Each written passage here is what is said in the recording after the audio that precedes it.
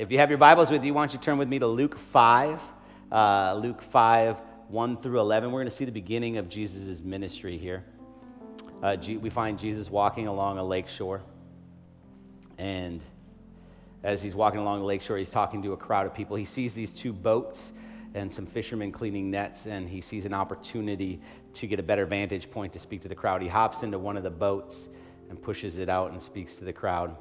When he's done, he has the fishermen push it out to a deeper water, and he says, "Throw out your nets." And you see in verse 5, Simon, the fisherman, says, "Master, we've been fishing all night. We've been fishing all night, and we haven't caught a thing. But if you say so, we'll throw them out again." So they throw out these nets, and they immediately catch just a bunch of fish, so much fish that the nets start breaking, and they have to call in reinforcements to load the fish in. And Simon, the fisherman, is so astonished. He's so astonished by the amount of fish they caught, this seemingly impossible amount of fish that they caught. He throws himself at Jesus' feet, and he says, "Lord, get away from me. I'm a sinner." And Jesus says to him, "Don't be afraid. I'm going to make you a fisher of men." And then verse 11, 10 and 11, it says that Simon the fisherman and James and John, the sons of Zebedee, they came in, they brought their boats in, and they immediately left everything and they followed him. Just an average day, a mundane day, just a normal day, and just an obscure character in history's life, some guy, some fisherman named Simon. And it becomes the most significant day of his life. A day that he would look back on and he'd point at and he'd say, "That's the day that everything changed. That's the day everything changed." When Simon the fisherman, just a nobody, became Peter the disciple, somebody who would change history, somebody we would talk about for thousands and thousands of years. It was that day. It was his day.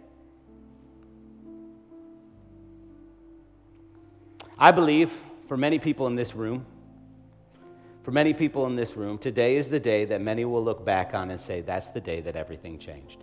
January 3rd, 2021. I believe for many people in this room and online that you will look back on this day. You'll say, "That's the day that everything changed." January 3rd. I believe today is your day. And that's the title of my message. Today's your day. Will you guys pray with me? Jesus, we welcome you into the room.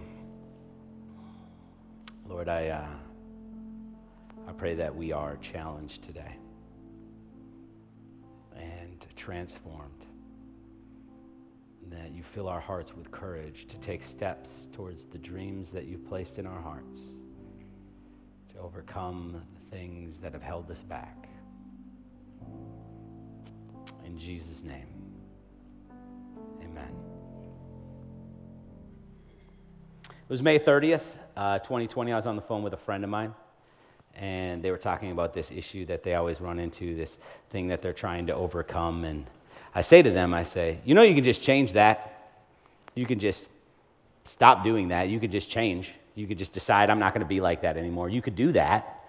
And I went on and elaborated, and I said, I'm under no delusion that I'm overweight because I am big-boned, or because I have a low metabolism, or other lies we tell ourselves like, it's genetics. I'm overweight because I take in more calories than I put out.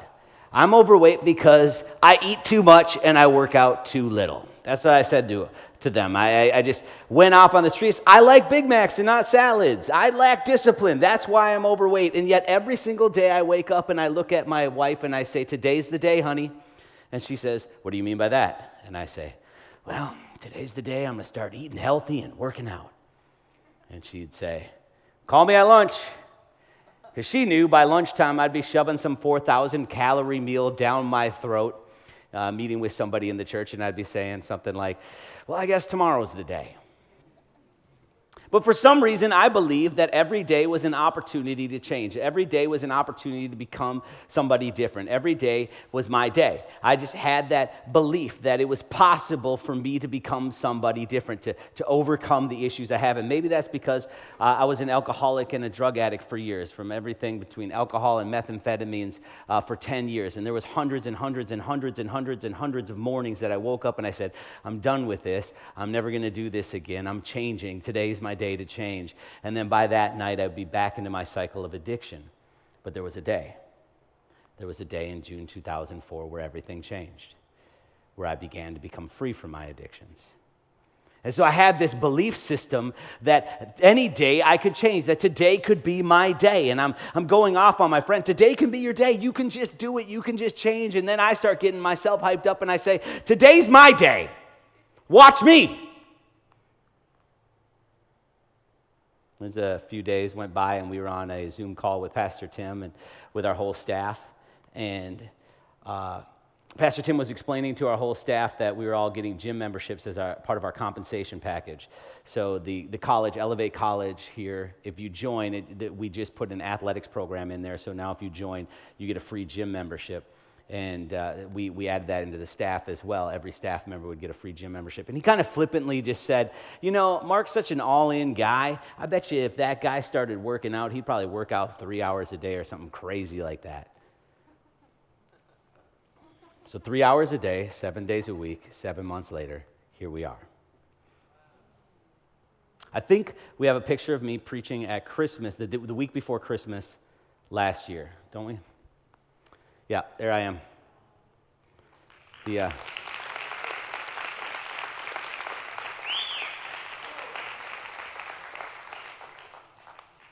got one family picture from 2019 and 2020.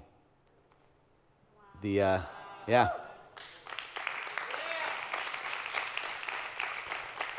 The best part was losing the children, not the weight.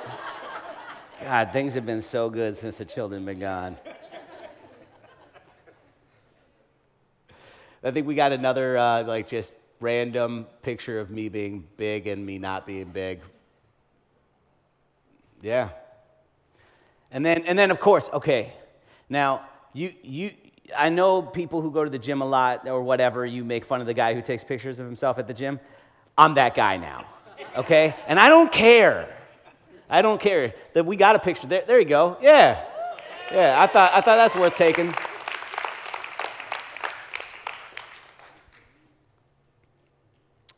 (2020, 2021. That's what we're in. We're in 2021. We call this resolution weekend. You know, I don't know if you're a resolution person. I'm kind of a resolution person. Obviously, I think any day you can change. And I love the new year because the new year is always an opportunity to kind of hit the reset button to reevaluate our lives and see what we want to change. What's interesting about the new year is that for a lot of times, it's different for everybody, right? Some people had a good year last year. Some people had a bad year last year. But for us, this year, we've had this common thread, this experience that we went through as a society. Something I would say is a traumatic experience, an experience that's left us with psychological damage that we don't understand, and we're dealing with it in ways that we don't even recognize. There's this kind of cautious hope that 2021 would be different. I liken it to, when I describe it to people, I say, I was driving a semi-truck down the highway at 90 miles an hour for about 15 years, and then March 2020 showed up, and then it jackknife flipped, and then threw me out on the highway, and I ain't been right since. Like, I really haven't. I've been, there's times I'm depressed, I'm sad, I feel lonely sometimes, but I'm making choices. I'm making different choices. I think good choices. And 2021 for all of us is full of choices. You're going to make choices. Hopefully they're good choices. Do me a favor, close your eyes for a second. Think about that thing that you want to change in your life. Maybe that thing that's been haunting you for years. Maybe that thing that you wanted to achieve. Maybe it's get free from that addiction, have a better marriage, launch a business. Maybe it's buy a home, graduate from school. Maybe you want to get closer to God. You want to have a better prayer life, or you want to read the one-year Bible. Maybe it is for you to lose weight and get healthy, or start that ministry.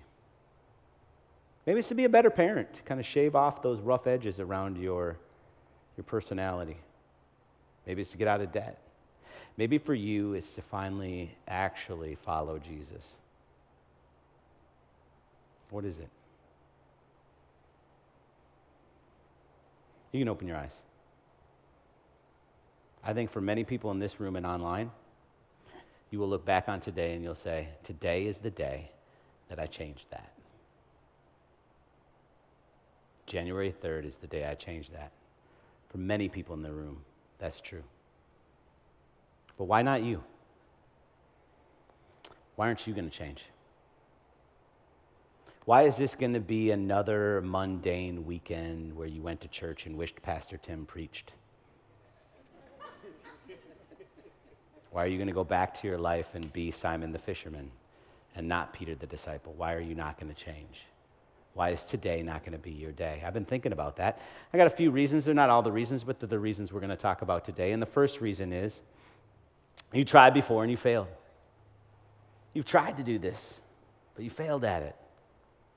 I've always wanted to play football since I was a kid. I always wanted to be on the football team. My senior year, I went out for the football team, made the team. I was pretty stoked about that. Found out later everybody makes the team.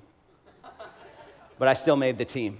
And in practices and drills, I'd always seemed to line up against this guy named Chisholm. So I was the fifth string right offensive tackle, and Chisholm was our first string defensive tackle, and Chisholm was about twice my size in a brick wall, and I'd always end up lined up against him, and then they'd hike the ball, and I'd run as hard as I could at him, and I'd pop him, and then he'd kind of flick me, and I'd fly back and land on my back, and I'd get up, and I'd pop to my feet, and I'd run back around, and I'd do that over and over and over and over, and maybe to show the coaches, like, put me in, coach, I got a heart, I guess.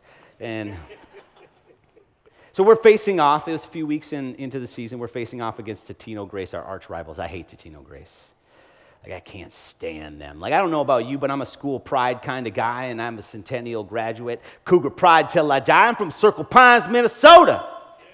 Right? We run them streets up there.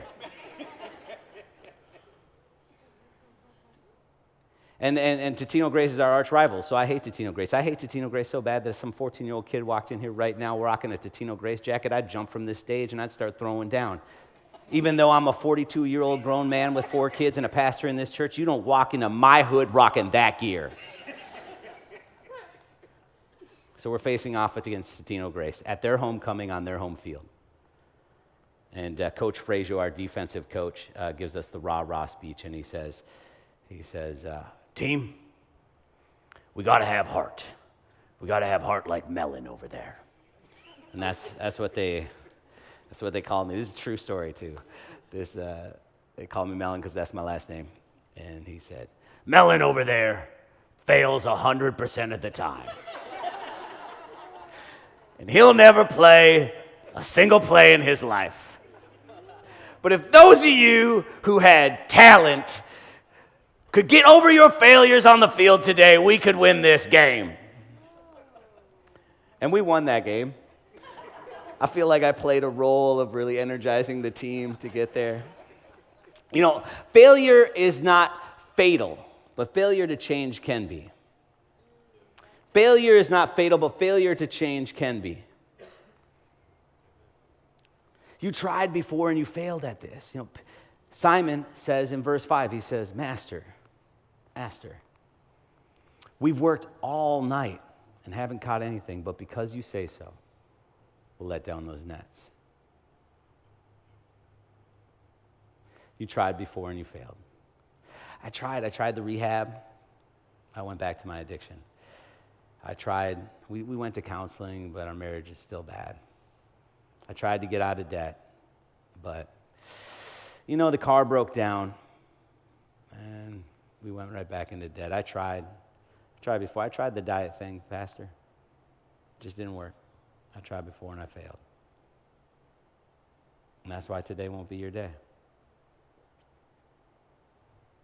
It was about 3 weeks after that conversation with Pastor Tim and my friend, and I walk into Pastor Tim's house, and I was going to get an outfit for the weekend, and Crystal says to me, "You're going to Orange Theory with me tomorrow?" And I said, "No, I'm not." If you don't know what Orange Theory is this like full body cardio workout that you do. It's like an hour long, and you spend about 15 to 20 minutes on a treadmill, 15 to 20 minutes on a rower, 15 to 20 minutes lifting weights. And as a guy, you'll probably burn somewhere between 700 to 1,000 calories in that hour. It's intense. And she said, "Yeah, you are. You're going to Orange Theory with me tomorrow."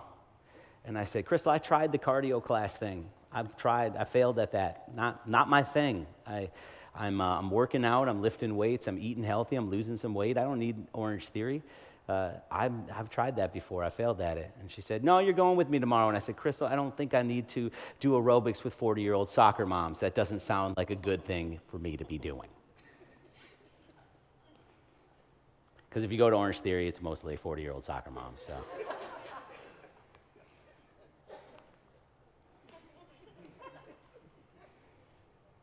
She said, "You promised Tommy, who was one of the trainers there, that you'd come to one of his workouts." And I said, "Crystal, I promise a lot of people a lot of things."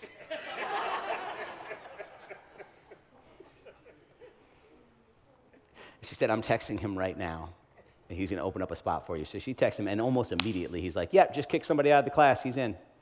And now I feel obligated, right? So I show up to Orange Theory that morning. We do the workout, and afterwards the head trainer is telling her, "Hey, I'm going to give you 10 free passes so you can check it out some more." And I'm like, "Hold it. This is your first time here?" And it hits me. You wanted to bring your fat friend with you to make you feel better. I get it. I get it. You tried before and you failed at this. That's why today is not going to be your day. You've tried this thing. You tried to launch that business, but it closed down in 2020. You tried to reconcile that relationship with your kid. You tried to change that character trait that really bothers you about yourself, but you failed. So today is not going to be your day. Courage isn't always a roar. Sometimes courage is that simple whisper in the middle of the night that says, "I'll try again tomorrow." Courage isn't always a roar. Sometimes it's the whisper in the night that says, "I'll try again tomorrow." You tried before and you failed. And now it doesn't even seem possible for you to achieve this, to overcome this. That's my second point. It just doesn't seem possible. It doesn't seem possible. In verse 9, you find Simon the fisherman, "For he and all his companions were astonished at the catch of the fish that they had taken in." It just didn't seem possible. It was miraculous. It just didn't seem achievable. It seemed impossible, the amount of fish that they could bring in. I'm the first person from my family to graduate from college. My dad didn't graduate high school. He was a janitor by trade. And when I was 18, I was actually debating between being a forklift driver and going to college. These were the life choices I was making. And I didn't become a forklift driver because they didn't hire me, because I have a bad driving record, which still stands today. So I went to college. I failed out of college 3 different times. 3 different times, epically. Like, I didn't just fail, I would fail the whole semester, all Fs, and not even bother to drop the classes. And I'd get kicked out, and I'd work my way back in. It took me 10 years before I got to my senior year. So it was 2007. I'm not that old. 1997. Whew, that'd make me 50. 50-something. I'm 40-something. And so it's 2007. I'm my senior year, my last class. I've done all my homework, all my quizzes. I've done so well in the class, I calculated the points that if I miss the final, I'll still end up, if I get a 0 on it, I'll still end up with like a C+ or a B-. I'm graduating. Like, I can walk outside, get hit by a bus, they're mailing me my diploma. I'm getting my degree. There's no doubt about it. Logically, I'm getting it. But I remember vividly walking down the hallways of the school I was in, and this voice in my head that said, you should just quit now. You'll never graduate. It just didn't seem possible to me. It was unimaginable that a guy like me could have a 4-year degree. That may mean nothing to you, but to me, man, maybe I didn't think I was smart enough. Nobody in my family had ever achieved that. I'd failed so many times, it just didn't seem possible. Maybe it just doesn't seem possible to you. You can't imagine ever owning your own home. You can't imagine being a business owner rather than being an employee. You can't imagine being in a community of believers that love you for you. You can't imagine that this God could have really died for you. You can't imagine having a good marriage. It just doesn't seem possible. I've never seen anything like that before. My buddy Tommy, when we're on the treadmill, I love what he says when we're like running really hard. He'll be like, you got to tell that bully in your head to sit down and shut up. And then I'll be I'm messing with him, so I'm running, and then I'll look in the mirror, like there's a mirror in front of you. You don't want to look the other way, because then you'll fly off the tread when you're running too hard. So I'm running, and I'll go, shut up, bully! And then he'll be like, if you can talk, you need to run faster. And then I'm like, oh. Sometimes you got to tell the bully in your head to sit down and shut up. Sometimes you got to just tell it to sit down and shut up.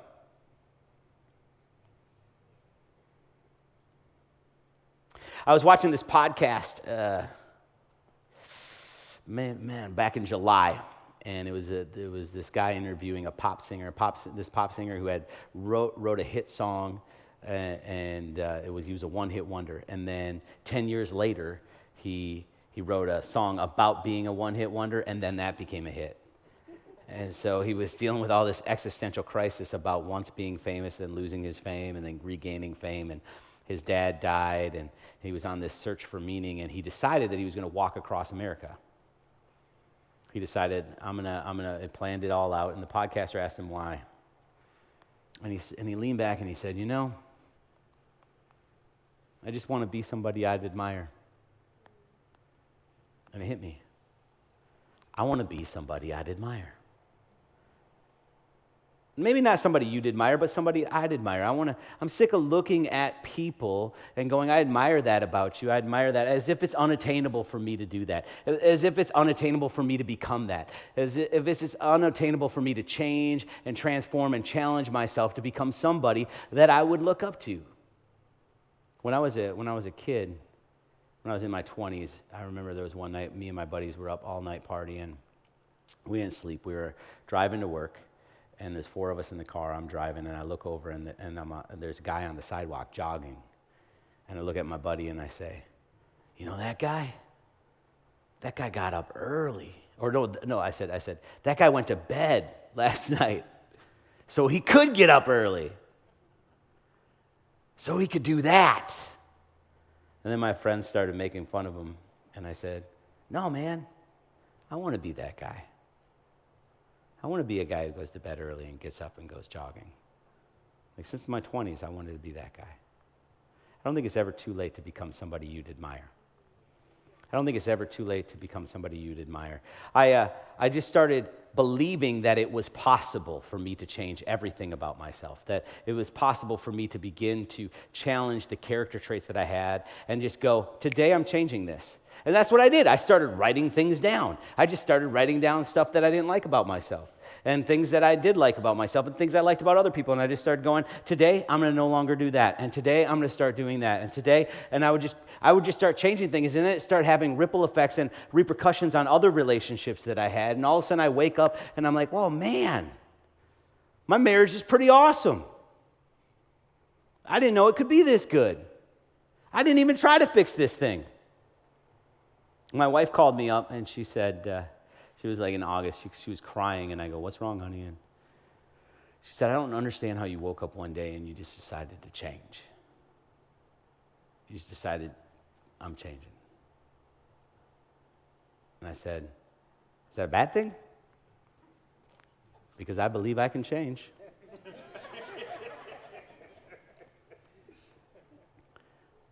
And she said, no. I just thought you never would. It just didn't seem possible. It just didn't seem possible. Today's not going to be your day because it just doesn't seem possible to you. There's a quote that says, "Do what's necessary, then do what's possible, and then see the impossible." Right? Do what's necessary. If you want to get out of debt, do what's necessary. How about stop spending so much money? Then do what's possible. Get a budget. Get into a Dave Ramsey course. See the impossible. Like, you can't even imagine you could be out of debt. You really could. You want to have a good marriage? Let's start with what's necessary. How about be nice to your spouse? Yeah, how about there? Let's just be that. Even when they're not nice to you. Then maybe get into marriage counseling.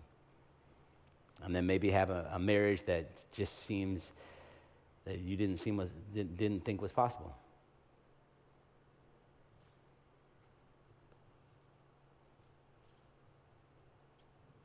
Do what's necessary. Do what's possible. You'll see the impossible. Unless you hesitate. And that's my third point. Your day is not today because you've tried this and you failed. And now it doesn't seem possible. And so you're going to hesitate. You're going to hesitate. There's this meme I love. They're going to throw it up behind me. That I thought was hilarious because I could totally see myself in it. They're definitely going to throw it up behind me, I promise. Okay, there's two types of people in the world. When my gas tank's on 3/4, oh my God, I need to fill up. Seriously? You're going to get a stomach ulcer worrying that much. Okay? Who are you people? And then there's when it's on E, I got this. I got this. I am an I got this kind of guy. I am definitely an I got this kind of guy. I've run out of gas at least 6 times in the last 12 months. It is a very common thing for me to do. In fact, Pastor Chris, haven't you seen me run out of gas? Yes, right over there. He lives by me. He's definitely found me on the side of the road stranded once or twice. One time I ran out of gas, and Pastor Richard came to pick me up, and he wanted to film me admitting to my foolishness. So he was like, to put on Instagram. So he comes up, and he's got his little phone out, and he's like, "What happened?" And I go, "I don't know." "What's wrong with your car?" "Just stopped running." "Let's go to the gas station. They may have answers there." Last time I ran out of gas, I was on the highway, and the car started puttering, and then my phone rings, and there's someone on the other end crying and in crisis. I don't even bother to tell them I'm out of gas. It's so routine for me. I just get out of my car, walk up and down the highway, and then when I'm done with the phone call, I call my buddy Zach, and I'm like, "Hey, man, I'm out of gas again." I got 2 gas cans in my car. There's no gas in them. Because, hear my logic. Hear my logic. Because then my car is going to smell like gas. But you never know. You never know if the gas station's going to have a gas can for you. So you got to have gas cans ready to go to the gas station and get gas. That's how often I run out of gas. I'm an I got this kind of guy. And maybe you are too. You're going to hesitate because you got this. I got this, Pastor. I don't need to change my life. I don't need to change today. I got this. I got this marriage thing. I got this addiction thing. I got this Jesus thing. I got this health thing. I got it, Pastor. I got this debt thing. Right? You got this. Until you run out of gas. Until you sit down with the doctor and the doctor says, it's irreversible. Or your spouse says, I don't want to do this anymore. The bank takes your car away, or the business opportunity passes you by, or you die tragically. You stand in judgment.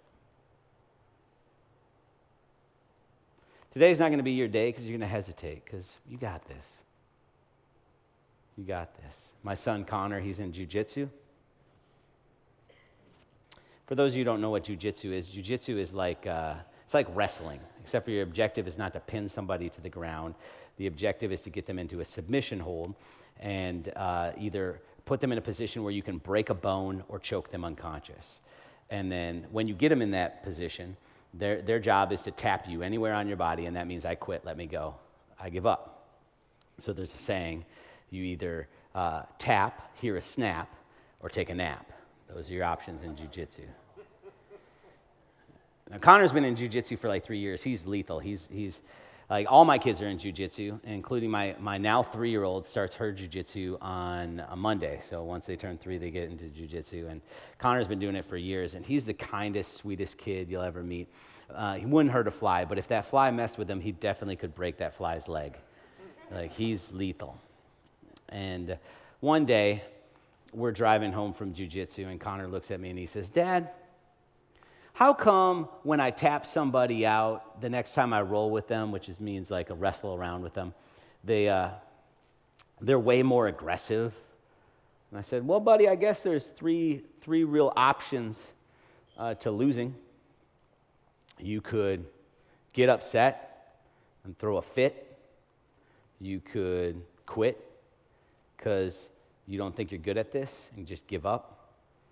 Or you could learn from it and get better." Sounds like they're throwing a fit. And he says, "Dad, isn't it good to be aggressive?" Now, I had noticed over the last couple months that he had been very hesitant to like take on his opponents. He would wait for the opponent to come to him, and they would take him to the ground, and that's when he would start grappling with them and trying to put them in a submission hold. And I looked at him and I said, "Yeah, it is.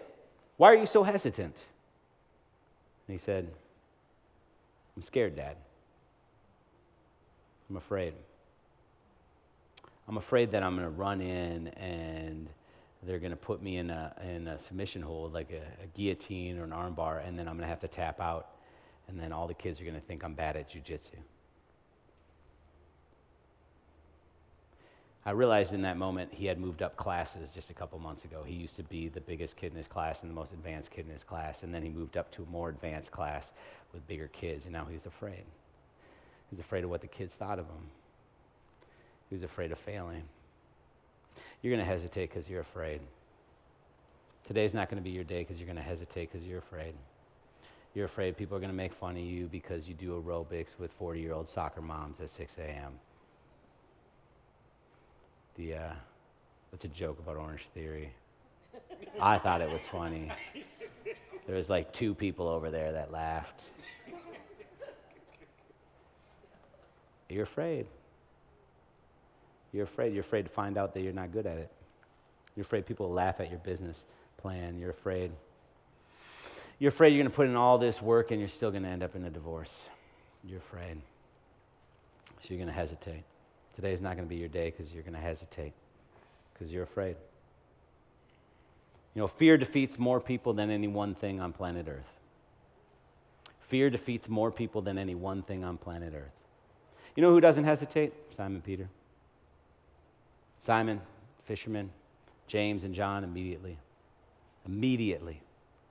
They leave everything and they follow Jesus. But you know what character seems to hesitate in this story? Zebedee, the father of John and James. It seems you hear about him, and you hear that Simon and James and John, the sons of Zebedee, left everything. I wonder in my head, sometimes I imagine that what if Jesus did call Zebedee too? But Zebedee was like, "Lord, totally down. Loved the miracle with the fishes. That was amazing. And the sermon, woo, legit. Okay? I want to follow you, but I got the fleet, and my kids are going with you, so I got to sell the business, and I got to get all my affairs in order before I follow you." And then he never does. You're going to hesitate because you got to get your affairs in order. You got to get everything lined up before you can take on this thing, before you can achieve this thing, before you can tackle this addiction. I don't know how many times I have to hear addicts say that. Well, I want to go to rehab, but I got to get my affairs in order. Like, I just got to, I want to see my kids one more time. And then, of course, you overdose and you never see that kid again. I got to get my affairs in order. You're going to hesitate, and today is not going to be your day because you got to get your affairs in order. You're going to set up all these obstacles Set up all these obstacles that don't even exist, that stop you from achieving the things that you need to achieve, the things that God's calling you to achieve. These made-up obstacles. That's why today is not going to be your day. Every morning you have two choices: to sleep with your dreams or get up and chase them. You can sleep with your dreams or you can get up and chase them. I believe for many people in this room, today's the day you'll look back and say, I started chasing them. I started becoming somebody I'd admire. I started overcoming or achieving that thing that I thought of earlier. January 3rd was my day. And if that's you, I got 3 things for you. 3 things you're going to need if today is your day. 3 quick things, we'll land this and get you out of here. First, you're going to need your group. You need your group. You need your group of friends. Show me your friends and I'll show you your future. When I was in high school, I lived with my buddy Zins. All my friends have weird names. Just roll with me on it. So my buddy Zins, we lived on the east side of Golden Lake. And a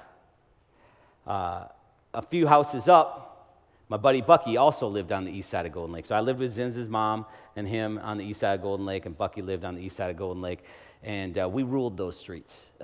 We were a bunch of punk kids, the kind of kids that if I saw them walking around my street, I'd call the cops on them. I mean, not bad kids, but we were the kind of kids who caused a little bit of vandalism here and there and late night ruckus, you know. So it's 1998, New Year's Eve, and we get this bright idea. We're going to play mailbox baseball. I don't know if you guys know what mailbox baseball is, but you guys can close your ears, teenagers over here. But basically, it's when you get your car and you drive down the street and you lean out the window with a baseball bat in your hand, and then you just take swings at mailboxes, right? And which is a felony, FYI, that's a felony. And so from here on out, this is a story I made up.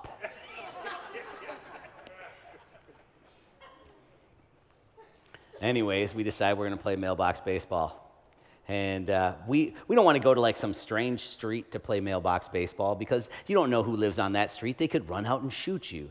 But we know the east side of Golden Lake. We run them streets. So we're going to take out the mailboxes on our own street, right? So we go down to the dead end of East Golden Lake Road, and we start driving up it and just cuckoo, cuckoo. And then we get to Zinz's house, and he says, don't take out my mailbox. My mom's going to be mad. So we miss that one, and then we get to Bucky's house, and he's like, don't take out my mailbox. My dad's going to be mad. So we miss that one, and until we take out all the mailboxes, you know. And I mean, to this day, I don't understand how the neighbors figured out it was us.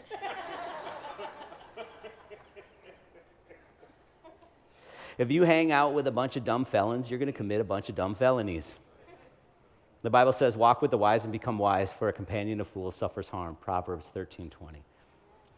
You need your group. You need your gang of people. You need your people who are like-minded.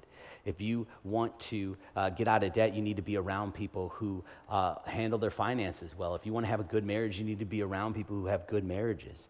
If you want to launch a business, you got to be around entrepreneurs. You need to surround yourself with like-minded people. Simon just doesn't become Peter overnight, not the Peter we know. I mean, they start calling him Peter, but as soon as he takes that step, that first step, all of a sudden he's surrounded by like-minded people. All of his friends are on this same mission and vision to help bring about this revolution through this Messiah. Right? It begins to shape who he is as a human being. You need your group. You're going to need your gang of people. Whatever you thought of, you're going to need people around you who think just like you, who are trying to achieve the same thing. Over the last 6-7 months, I lost quite a few friends, and for me, that's hurtful. I'm a lifelong friend. Like when I'm good friends with somebody, it's forever. Like I have friends that I don't remember our first memories because we were so young. Like I've known my wife her whole life. I'm still friends with all my high school buddies and my college buddies, and man, I just COVID and the strangeness of it all, you know, relationships ended weird, you know, and it sucked. But when I look back on it, I feel like God was strategically pulling people out of my life and putting the right people in my life. If May 30th was really going to be, if it really was going to be a day where I took back my health, I was going to need people around me who valued that, who that was a passion. Now, one of my closest friends is a trainer, and all my close friends, we work out together.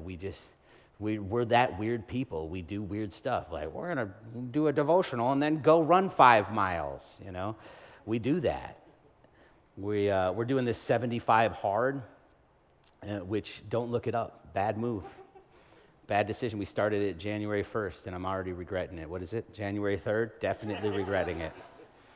And it goes for 75 days. It involves a bunch of workouts and stupid stuff. And we're going to do the Gate River Run together. You know, for years I said, I'm going to do the Gate River Run. And then I was in no capacity to ever do the Gate River Run. But this year, I'm definitely smoking it. Yeah, thank you. Thank you. You need your group of people. You need your group of people that are going to challenge you to become the person that you want to become, that thing that you thought of. You're going to need a group of people that are going to help you make that. It was a Christmas. We were doing Christmas services and Christmas practices, and I'd been up late. I'm not used to being up that late anymore. And one of the people that I work out with was up late too, and we were texting back and forth about canceling at Orange Theory. And it would be the first time I ever canceled. And it had been in like 6 months, and I was like, oh man, this is bad. It'll turn into a habit. All right, fine, let's do it, but let's not make it a habit, you know. And then we cancel. The next morning, it's probably 6:30, and my phone starts buzzing. Bzz, bzz. Where are you? Did you die? Did you guys cancel? Why are you not working out right now? You know, and then you're trying to explain, well, I was tired, and I wanted to get a good night's sleep. And okay, well, did you get some sleep? Cool. What are you doing right now? Nothing. All right, there's an opening at the 9:15 class. We'll see you there, you know. And, of course, I'm in there on the stupid rower doing my thing. And you need people when you're trying to give up or trying to get out of your mission, the thing that you feel like the thing that you're trying to achieve, that are going to force you, they're going to hold you accountable to having grit. There are days like I just don't want to wake up. I don't want to face the day. I'm sad. I'm depressed. I just don't want to. And, you need people around you who are going to pick you up by your bootstraps and say, no. We got to get our second outdoor workout in, blah, blah, blah. You need people that'll help you have grit. That's the second thing. You need your group. You need grit. You're going to need grit. Connor's not just in boxing. He's not just in jiu-jitsu. He's also in boxing. And Connor, every Saturday, has to spar. So he actually has to box other kids. There's these two brothers who show up. One's about Connor's size, same level of skill. And then there's one that's like twice Connor's size, way more advanced in his skill. And the one who's Connor's size, same level skill, actually doesn't come for boxing. He comes to do jiu-jitsu afterwards. The big brother, that's the one who comes for boxing. So Connor shows up every Saturday for boxing, and that kid shows up the big kid shows up every week for boxing as well. And that's it. It's the only two kids in the class. So every week, he has to box that kid. There's no choice. You got to box the kid twice your size, way more advanced than you. There's no other option. And every once in a while, if you catch my Instagram, you'll see like a video of Connor where he like kind of slips and catches the kid in the jaw or something like that. And I catch that 10 seconds. I post it like Connor's just like smoking everybody. But the truth is, for 45 minutes, he's getting murked. He's getting murdered by this kid, right? He's got bloody nose, crying, he's hyperventilating, and the coach is pulling him off each round. He's like, calm down, Connor. And Connor will be like, I can't breathe, coach. And he'll take his mouth guard out, and the coach will give him some pointers, and then he'll run right back in, and he'll start fighting that monster. And he does that round after round after round after round. And you know what's interesting is Connor never once has sat with his coach and said, Coach, I don't want to go back in there. Never once on the drive home has he said, Dad, I don't want to do boxing. Or at least not on Saturdays. Like quitting's not an option in his mind. And the thing is that if you're going to achieve this thing, if today's going to be your day, you're going to have to get in there and fight that monster round after round after round after round. And there are going to be rounds where you're hyperventilating and you got a bloody nose and you're crying and you need to calm down. You need to get back up and fight that monster again.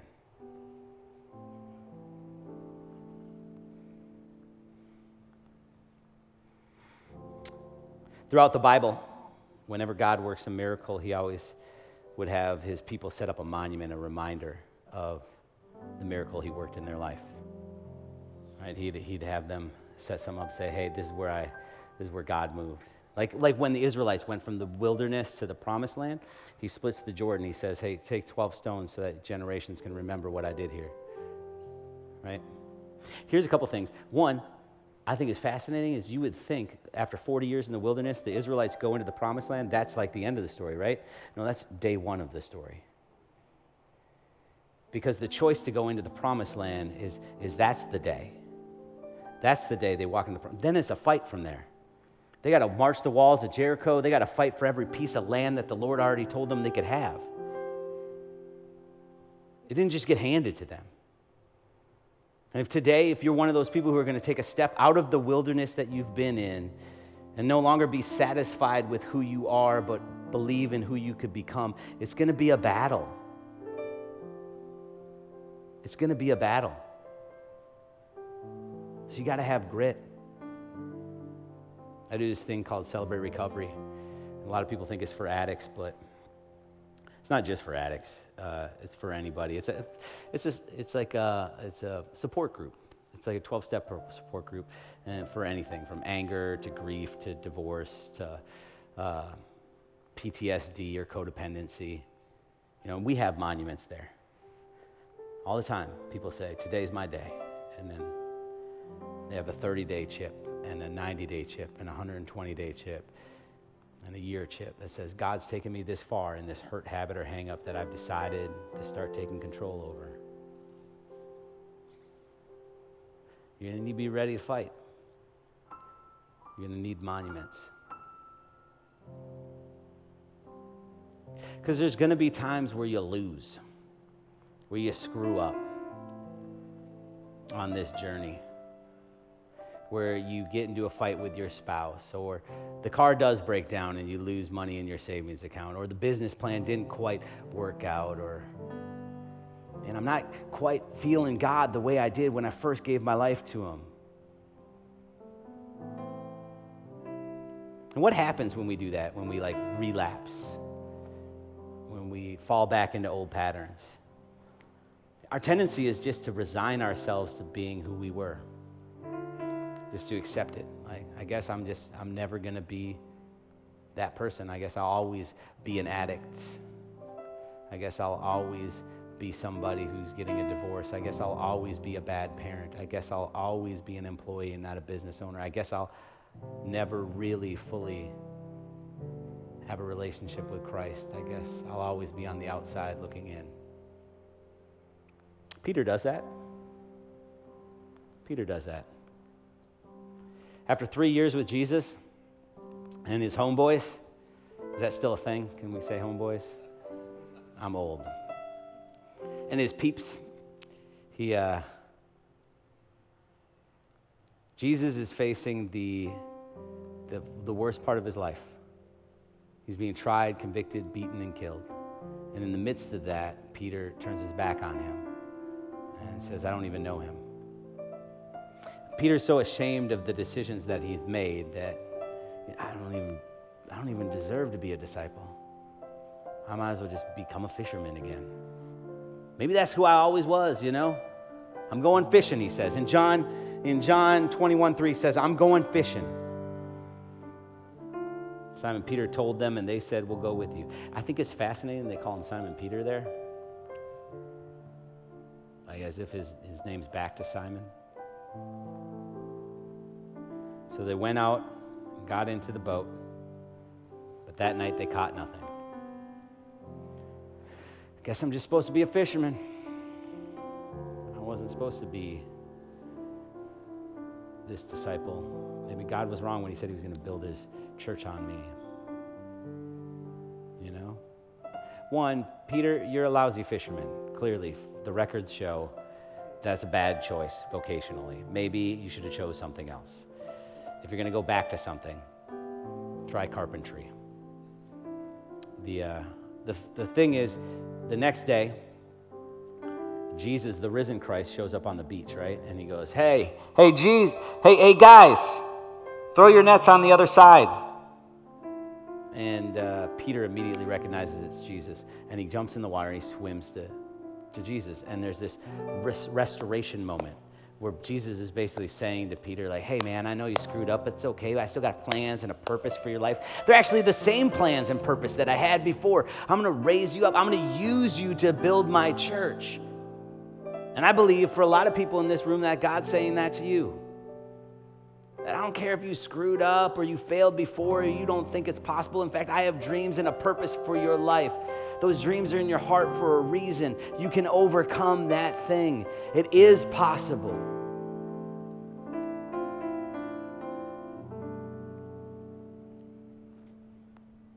You're going to need grit. Because if you're persistent, you'll get it. And if you're consistent, you'll keep it. If you're persistent, you'll get it. And if you're consistent, you'll keep it. And the last thing you're going to need is you're going to need to go. You're just going to need to go. You're going to need your group. You're going to need grit. And you're going to need to go.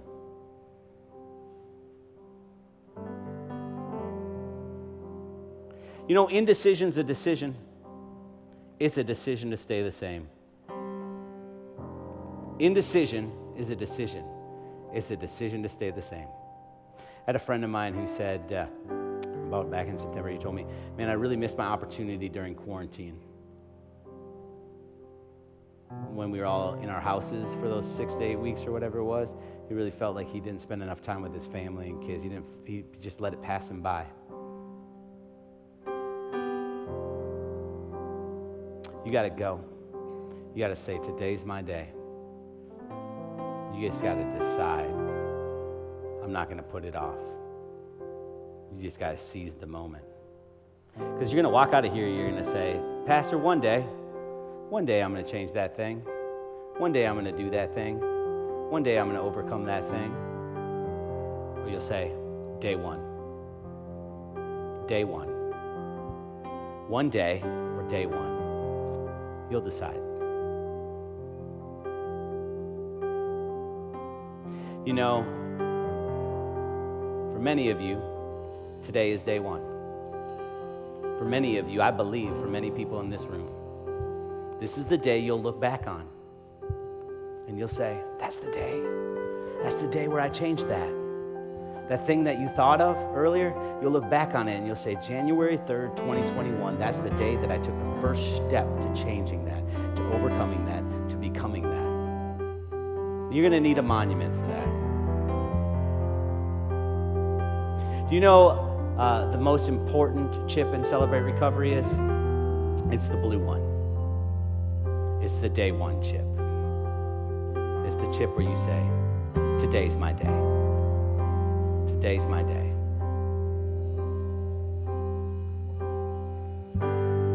Now, normally we don't have anybody come down front. If you're new here, we don't have people raise their hands or stand up.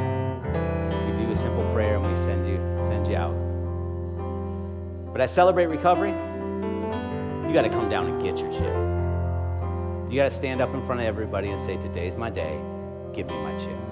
I'm changing this thing. We're going to go back into a worship song. Why don't you guys go ahead and stand up for a second. We're going to go into a worship song. And Pastor Keneal is going to be down here and Pastor Chris. And they got a bunch of blue chips. Your chip's sitting in their hand. Your chip is sitting in their hand, the day one chip for you. And as we go into that worship song, I want to challenge you. Come get your chip. Because today's your day. I dare you to do something that the future you would thank you for. Today's your day.